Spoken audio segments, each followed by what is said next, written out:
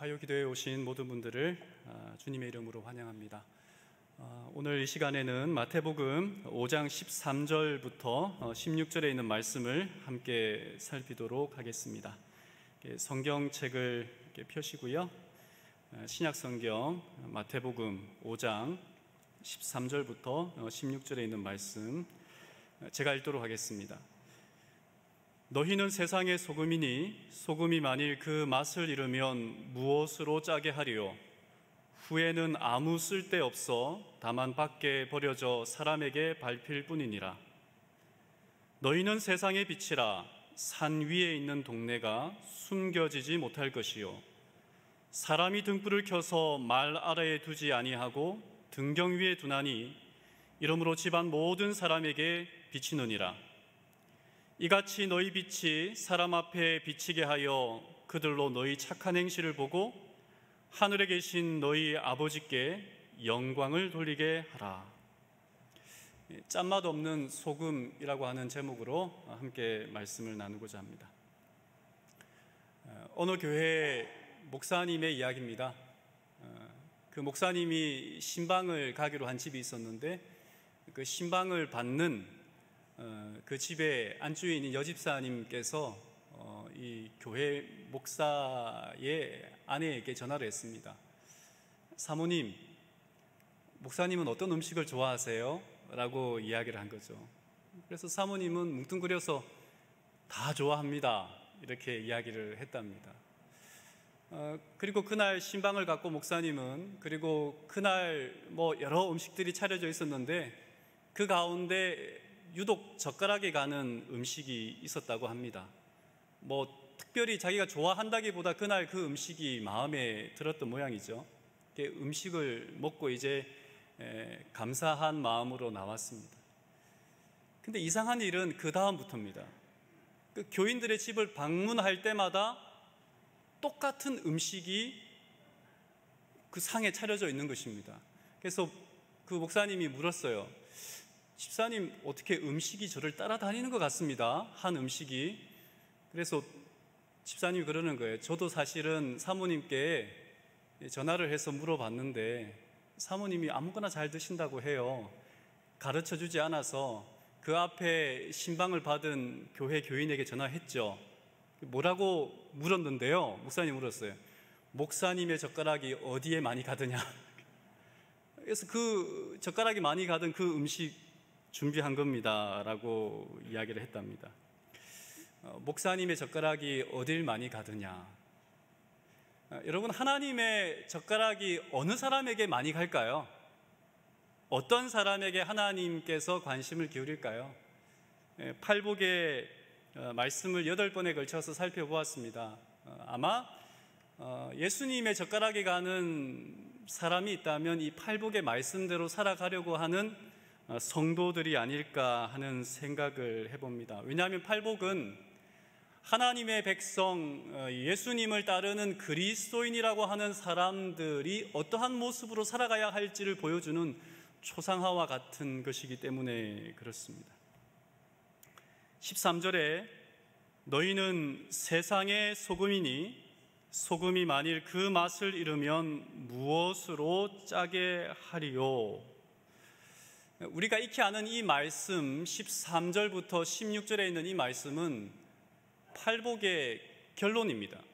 어떤 사람은 팔복이 끝이 나고 그 다음에 또 다른 말씀이 시작된다라고 생각할 수 있겠으나 많은 학자들이 이 말씀까지 16절까지를 팔복으로 잡아야 한다라고 주장하는 학자들이 있습니다.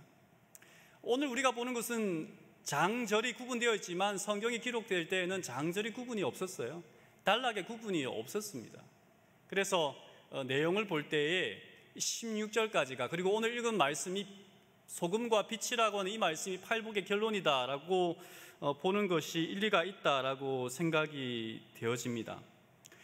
8번째 복에 대한 이야기를 하면서 예수님은 뭐라 그랬냐면 너희를 이라고 11절에 이야기를 했어요. 그리고 또 후반부에는 11절 후반부에는 너희에게 라고 이야기를 했습니다.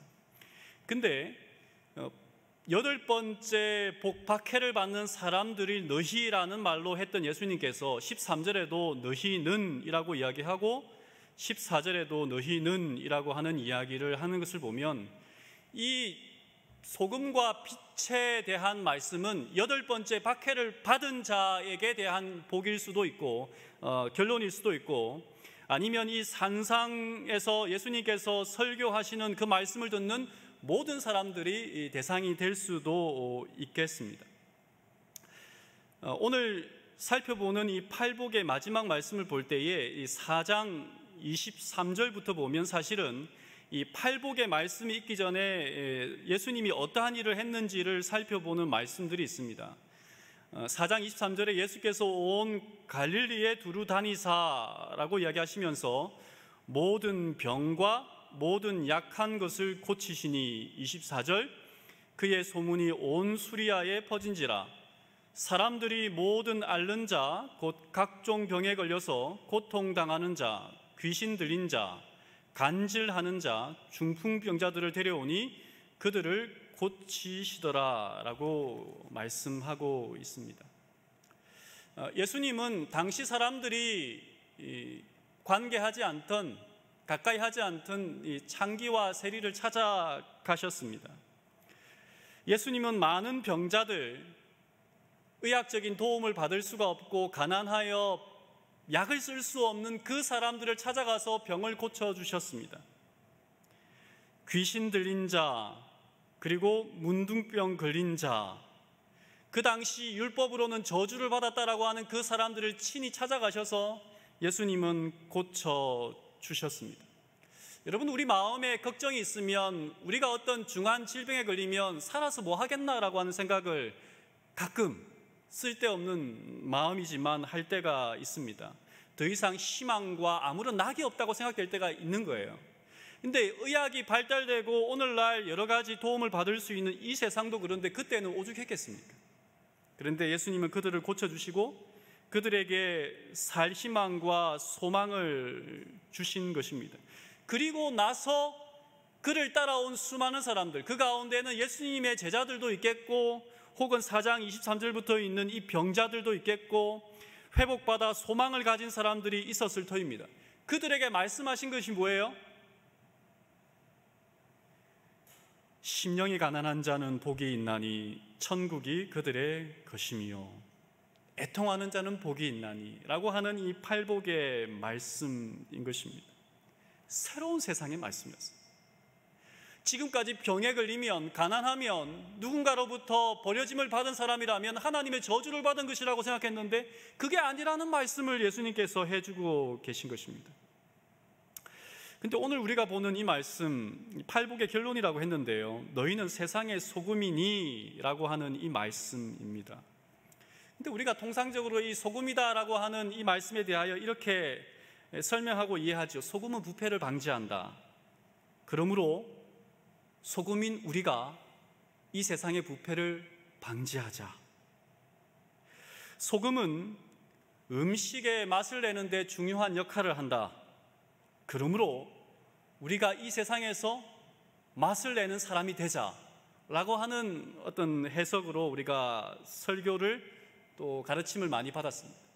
뭐 맞는 해석이라고 생각합니다.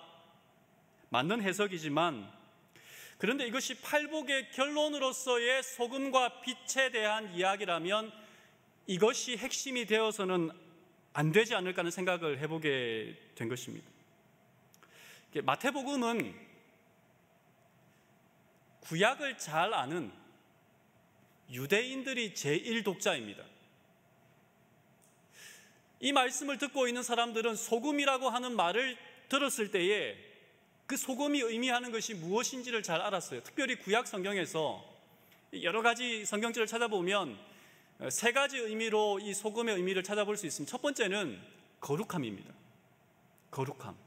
이 소금이 사용되는 제사에도 소제물에도 이 소금이 사용되기도 했거든요. 이 거룩함을 나타낼 때에 이 소금이라고 하는 의미가 사용되었습니다.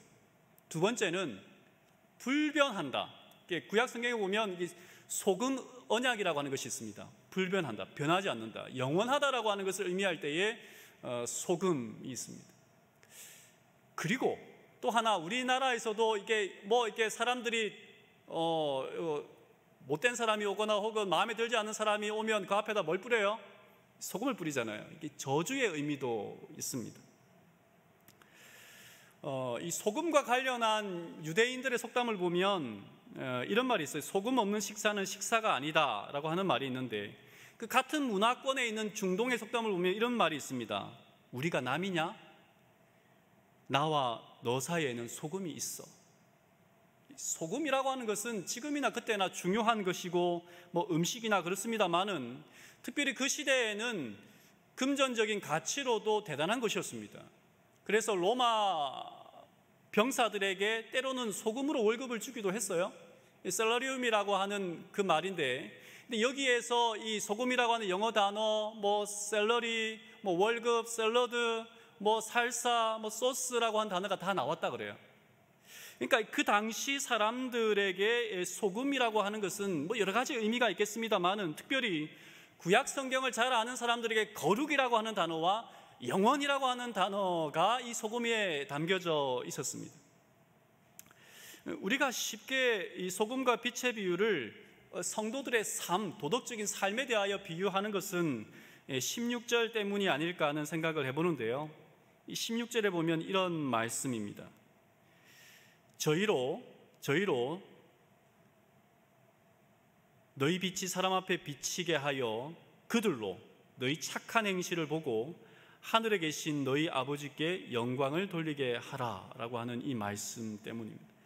착한 행실. 착한 행실은 말할 것도 없이 앞에 있는 이 소금과 빛의 삶을 의미할 겁니다. 그런데 이 착함이라고 하는 것은 도덕적인 착함이 아니에요. 우리는, 특별히 예수 믿는 사람들은 착하게 살려고 애를 씁니다. 그런데 착하게 산다고 하는 것이 얼마나 어려운지 사실은 불가능하죠. 착하게 살기 위하여 나를 더 힘들고 어렵게 만들어내기 때문에 그렇습니다. 사실 16절의 착한 행실이라고 하는 것은 이 마태복음 5장 13절에서 12절에 있는 팔복의 삶을 가리키는 거예요. 착한 행실. 그러니까 팔복의 삶을 요약하면 소금과 빛의 삶입니다. 팔복의 삶, 그것이 곧 뭐냐면 착한 행실이라고 하는 말씀으로 연결할 수 있을 것 같아요. 그러니까 겉으로 보이는 착함, 저도 여러분들에게 나름 착하게 보일 수 있습니다. 그런데 속에서 착함이 없는 한 절대로 그것은 진실한 착함이 아니에요. 그러니까 빛과 소금의 삶이라고 하는 것은, 팔복의 삶이라고 하는 것은 외적인 것이 아니라 어떤 거예요? 내적인, 내면의 착함입니다. 너희는 세상의 소금이니라고 이야기를 했어요. 소금이 되라라고 하지 않고 예수님은 이미 우리가 뭐라고 하는 거예요? 소금이라고 하는 겁니다. 소금이 되라는 말이 있어요? 없어요. 이미 너희는 뭐라고요? 소금이라라고 예수님은 이야기하신 것입니다. 팔복을 모두 품어서 그것이 다 녹아든 사람은 소금인데, 어떤 소금이요? 특 A급 소금이 될 것이고, 팔복의 요소에 어느 정도는 걸쳐 있기는 한데 깊이 녹아들지 않은 사람들은 어떤 소금이요? 그냥 B급 소금 정도 되겠죠. 그냥 이렇게 겉절이 할 때 뿌리는 그런 왕소금 같은 그런 소금 말입니다. 그런데 염도의 차이는 있겠지만 이미 예수를 품고 예수님을 구주로 섬기고 그 말씀대로 살아가는 모든 사람들은 뭐라고 얘기하는 거예요? 소금이다라고 이야기를 하는 것입니다. 산상수훈 35쪽에 보면 이런 말씀이 있습니다. 하나님께서 당신의 자녀들을 소금이라고 부르실 때에는 그들을 당신의 은혜의 백성으로 삼으신 목적이 다른 사람들을 구원하는 대리자가 되도록 하는 데 있다는 것을 가르치기 위함이다. 우리를 부르신 것, 팔복의 말씀을 따라 살아가기로 부르신 그것은 무엇하기 위함이라고요? 다른 사람들을 구원하는 도구가 되게 하기 위함이다라고 이야기하고 있습니다. 산상수훈 37쪽에는 엘렌 화이트는 이렇게 말합니다. 우리는 우리 자신이 가지고 있지 않은 것을 다른 사람들에게 줄 수 없다. 실제적 경험이 없으면 도와줄 수 있는 능력은 물론 하늘과의 연결과 생애를 통해 발산하는 그리스도의 향기를 가질 수 없다. 우리가 가지고 있지 않은 것, 우리가 스스로 아무리 애를 써도 우리의 힘으로는 가질 수 없는 것, 뭐예요? 팔복의 말씀입니다. 이 소금에 대한 이야기를 하면서 엘렌 화이트는 우리가 가지고 있지 않은 것, 그것을 다른 사람들에게 줄 수 없다라고 했어요. 그것이 뭐예요? 팔복의 말씀인 거죠. 소금은 늘 소금입니다. 그렇습니까? 짠맛이 좀 강한, 약한, 그리고 좀 단맛이 나는 짠맛, 혹은 아주 그냥 억센 짠맛, 어떤 종류의 소금이든지 간에 소금은 소금입니다. 소금은 어떤 상황에서도 짠맛이라고 하는 고유한 맛을 내지 않고서는 결코 소금이 아닙니다. 근데 여러분, 소금이 맛을 잃으면, 짠맛을 잃으면 어떻게 됩니까? 소금이라고 부를 수 있습니까? 없습니까? 소금을 한 푸대 사놨어요. 그리고 저 창고 어디에 박아놨는데 짠맛이 안 나요. 그럼 여러분 그 소금 어떻게 하시겠습니까? 놔두시겠습니까? 아이고, 이 귀한 걸 내가 어떻게 버리나. 야, 이 소금이 너무 아름다우니까 계속 보관해야지. 그럽니까? 아니면 그냥 이렇게 버립니까? 소금은 짠맛이 나기 때문에 가치가 있는 것입니다. 근데 너희는 세상의 소금이다 라고 말했지만 이 여러 주석들을 보면 학자들은 세상이라는 말보다는 이 세상이라고 하는 표현된 헬라 게라고 하는 말은 이 땅이라고 하는 표현이 더 원뜻에 가깝다라고 이야기를 합니다. 그러니까 너희는 세상의 소금이다라고 하는 말보다 너희는 땅의 소금이다라고 하는 말이 될 겁니다. 근데 여러분, 이 구약 성경에서 이 소금에 대하여 뭐 안 좋은 표현들이 있는데요. 예를 들어 에스겔서 47장 11절에 보면 그 진펄과 개펄은 되살아나지 못하고 소금 땅이 될 것이다 라고 이야기했습니다. 땅에 소금이 많으면 그 땅에 쓸모가 있어요, 없어요? 쓸모가 없어요. 이 사사기 9장 45절에도 아비멜렉이 그날 종일토록 그 성을 쳐서 마침내는 점령하고 거기 있는 백성을 죽이며 그 성을 헐고 소금을 뿌리니라 라고 이야기를 합니다. 너희는 땅의 소금이다 라고 말할 때에 또 다른 표현은 뭐냐면 너희가 진짜 소금의 역할을 하지 못하면 너희는 땅으로 하여금 뭐 하게 한다는 거예요. 피해를 주는, 저주를 줄 수 있는 황폐한 사람들이 된다라고 이야기를 합니다. 그런데 마태복음은 소금의 맛에 대한 그 효능에 대한, 효율성에 대한 것을 이야기하고 있는 것이 아니라 너희는 세상의 소금이다 라고 하는 말은 세상의 소금이 되라 라고 하는 말이 아니라 소금은 맛을 잃어버리면 끝이다 라고 하는 말을 하고 있는 거예요. 뭐라고요? 소금은 맛을 잃으면 끝이다. 바닷물이 소금입니까? 바닷물 그 자체가 소금은 아닙니다. 바닷물은 소금의 성분을 내장하고 있지만 아직 소금은 아닙니다. 염전에 가두어 놓고 태양 아래 그 소금을 뒤채면서 여러 날 수분을 정발시켰을 때에 소금이 됩니다. 그렇지 않으면 소금이 되지 않아요. 우리가 예수를 믿지만, 하나님을 믿지만 진짜 염도가 센 소금과 같은 존재가 되기 위해서는 뭐 해야 돼요? 끊임없이 팔복의 말씀들을 내 삶에 있어서 이리저리 뒤채면서, 때로는 사람들과 부딪히면서, 때로는 눈물과 그리고 한숨과 고통 속에서 하나님과 사람들과의 관계 속에서 단련되어지는 과정 속에서 우리가 뭐가 되는 거예요? 소금이 되어지는 것입니다. 소금이 되려면 반드시 필요한 것이 뭐예요? 자기를 죽이는 거니까, 증발시켜야 되니까 자기 부인, 자기 부정이라고 하는 과정이 필요한 거죠. 14절에서는 너희는 세상의 빛이라 라고 이야기를 했습니다. 산 위에 있는 동네가 숨겨지지 못할 것이다 라고 이야기합니다. 이사야 2장에 보면 여기에 대한 이 주석을 보니까, 재림기 주석을 보니까 이사야 2장을 이렇게 연결을 하더라고요. 이사야 2장에는 뭐라고 되어 있냐면 2장 2절에 말일에 여호와의 전의 산이 모든 산 꼭대기에 굳게 설 것이요, 뭐 이렇게 3절까지 쭉 있습니다만은 결국은 여호와의 전 예루살렘이 모든 산 꼭대기에 설 것이다라고 하는 말은 함축적으로 말한다면 드러난다는 것입니다. 빛은 숨겨져야 그 역할이 잘하고 있는 겁니까? 아니면 빛은 드러나야 잘하고 있는 겁니까? 드러나야 잘하고 있는 것입니다. 이 소금에 비유하며 짠맛 없는 것을 경고한 예수님은 빛으로 비유하며 그 빛을 가리는 것에 대한 경고를 또한 하고 있습니다.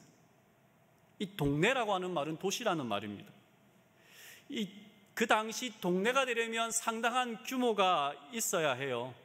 그 중동 지방, 그 팔레스타인 지방은 그 석회암으로 이렇게 이 산들이 형성되었기 때문에 물이 비가 내리면 흡수되지 않고 뚜루루 내려서 밑에 이렇게 그 홍수가 나기가 십상입니다. 그러다 보니까 집을 어디에 지어요? 높은 곳에 짓습니다.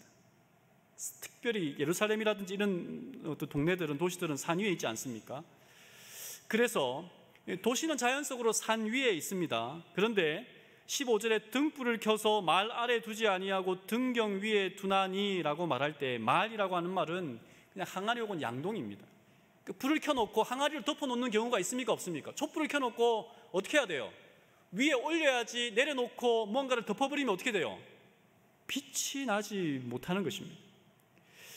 그러니까 빛은 반드시 노출되어야 합니다. 빛은 노출되어야 해요. 우리는 빛이래요. 그리스도인은 숨어서 교회에서만 예수 믿는 사람이고 밖에 나가서는 예수 믿는 사람이 아니라고 이야기하는 사람이어야 합니까? 아니면 언제나 드러내놓고 나는 그리스도인이다라고 말할 수 있는 사람이어야 합니까? 빛은 숨겨지는 것이 아니라 노출되어서 다른 사람들에게 비춰져야 하는 것입니다. 16절의 말씀에 이같이 너희 빛이 사람 앞에 비치게 하여, 사람 앞에 비치게 하여 그들로 너희 착한 행실을 보고. 착한 행실이 뭐라고요? 팔복에 있는 그 말씀대로 살아가는 그 행실을 보고 하늘에 계신 너희 아버지께 영광을 돌리게 하라라고 이야기를 하고 있습니다. 2세기 중반만 해도 이 중동 혹은 서양 사회에서 기독교는 불법이었기 때문에, 특별히 로마 제국 안에서 예수를 믿는다는 것은 감옥에 갇혀 고문을 당하고 죽임을 당하는 일들이 왕왕 일어났습니다. 그런데 1777년경쯤 예수를 믿는다는 이유로 붙잡혀 온 한 사람이 재판 과정 내내 특이한 모습을 보였습니다. 어떤 질문을 하여도 그는 나는 그리스도인입니다 라고 하는 말밖에 하지 않았어요. 내 이름이 무엇이냐 라고 물어도 나는 그리스도인이다 라고 대답했습니다. 이건 이해할 수 있습니다. 다시 신문하는 사람이, 재판하는 사람이 묻습니다. 너의 출생지가 어디냐? 나는 그리스도인입니다. 너는 어느 나라 사람이냐? 나는 그리스도인입니다. 너는 어디에 살고 있느냐? 나는 그리스도인입니다. 너는 자유인이냐? 노예냐? 나는 그리스도인입니다. 이해하기 어려운 말만 하는 것입니다. 재판 받을 때뿐 아니라 뜨겁게 달궈진 쇠 의자에 앉혀놓고 고문을 당하다 숨을 거두는 마지막 순간에라도 그가 외치는 단 한마디의 말은 이것뿐이었어요. 나는 그리스도인입니다. 이 초대교회 역사가인 유세비우스가 쓴 교회사라고 하는 그 책에 기록되어 있는 내용이라고 합니다. 그는 실제로 존재했던 비엔나의 젊은 집사였던 쌍투스의 이야기입니다. 상투스는 죽음에 이르는 고문에도 나는 그리스도인입니다 라고 하는 말 외에는 대답할 말이 없었어요. 자신의 정체성은 오직 뭐밖에 없어요? 그리스도인이라고 하는 그 말입니다. 1세기와 2세기 주인이 노예를 사게 되면 그 노예에게 이름을 지어줍니다. 제 이름이 진찬수여도 너는 바보야 라고 말하면 저 이름은 뭐가 되는 거예요? 바보가 되는 거예요. 그러니까 이 상투스는 그리스도를 만나게 되면서 그분이 나의 주님이고 그분이 나에게 주신 그 이름 그리스도인이라고 하는 그 이름 외에는 다른 사람들에게 내세울 것이 있어요, 없어요? 전혀 없었습니다. 여러분, 나는 소금이다, 너희는 소금이다, 너희는 빛이다라고 하는 말은 너희는 그리스도인이다 라고 하는 말인 것입니다. 유진 피터슨이 쓴 목회자의 영성이라고 하는 책이 있습니다. 그 책에 이런 말이 있어요. 건강한 명사에는 형용사가 필요 없다. 그러나 만약 그 명사가 외부의 조건이나 상황 때문에 손상되었거나 병에 걸렸다면 형용사를 불가피하게 필요로 한다. 이 사람이 말하고 싶었던 건 목사라고 하는 말입니다. 목사 그 자체로 충분한데 오늘날 목사를 호칭할 때 뭐라고 불러요? 영성 있는 목사, 기도 잘하는 목사, 전도 잘하는 목사, 교인들을 잘 목양하는 목사, 이런 형용사를 붙이잖아요. 목사라고 하는 그 일이, 그 이름이 여러 가지 형편에 의하여 원래의 기능이 깨어져 버리니까 뭐가 붙이는 거예요? 형용사가 붙이는 거예요.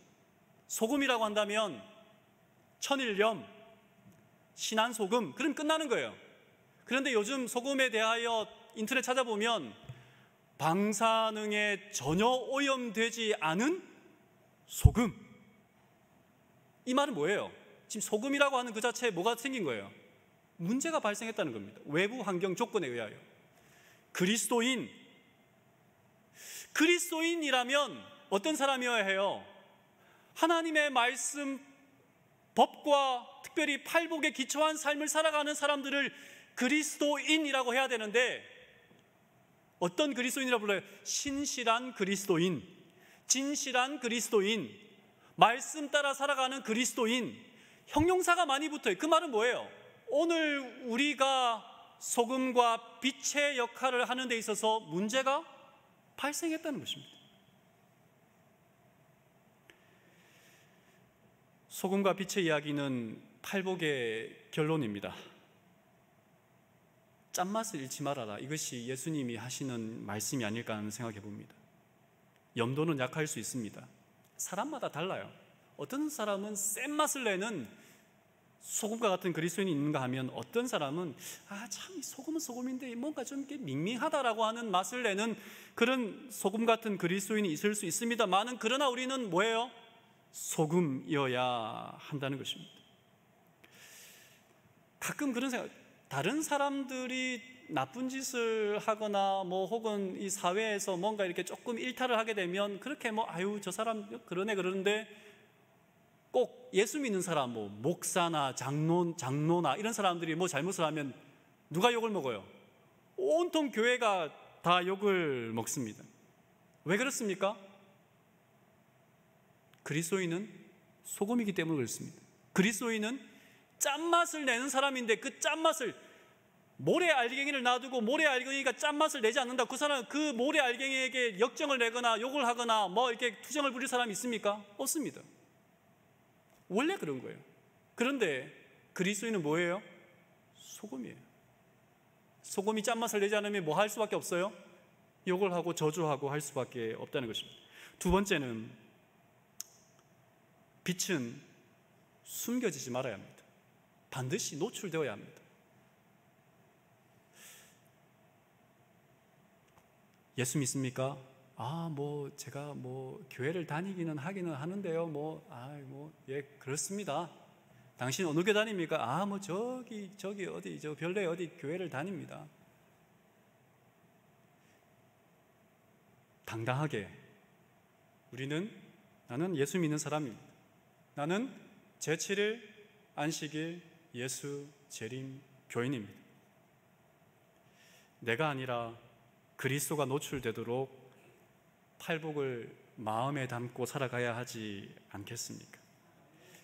그리스도인, 짠맛 없는 소금 같은 그리스도인이 아니라 짠맛을 내는 그리스도인, 그 그리스도인의 삶을 살기 위하여 다시 한번 팔복의 말씀을 우리의 가슴에 담고 또 우리의 삶에 녹여서 소금과 빛의 역할을 다하는 저와 우리 모든 별내교회 믿음의 식구들이 되기를 바라면서 말씀을 줄이겠습니다.